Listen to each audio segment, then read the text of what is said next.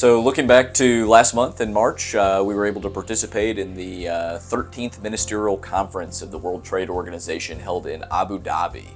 This is kind of the big negotiating conference that happens once every couple of years where all of the different countries come together and try and advance the next level of agreement in the various negotiating areas, including agriculture. The most important thing we saw come out of that MC13 process was no backsliding in terms of reneging on previous commitments made at the WTO. Certainly those negotiations have gotten to a pretty frustrating, stagnant point.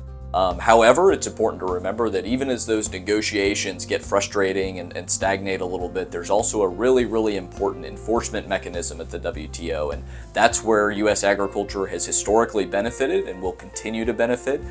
This is something that we saw through the China TRQ case in 2018 that allowed China to start to really implement that TRQ at the levels they committed to when they joined the WTO. It's something that we look at with India as we continue to be frustrated with their domestic price support system.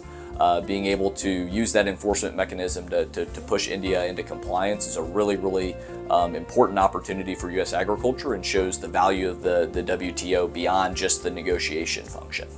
Looking forward to this month, we've got a trade team from Japan coming through Washington, D.C. We're really excited about the opportunity to host them here and particularly talk about some of the exciting things happening in wheat breeding technology, whether that's on the GMO front or the gene editing front.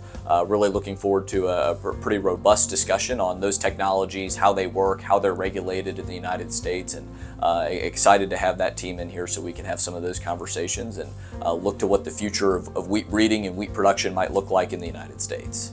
And then looking forward to next month, we're really excited to be able to participate in the World Staff Conference that we're going to have coming up in Malta in the middle of May.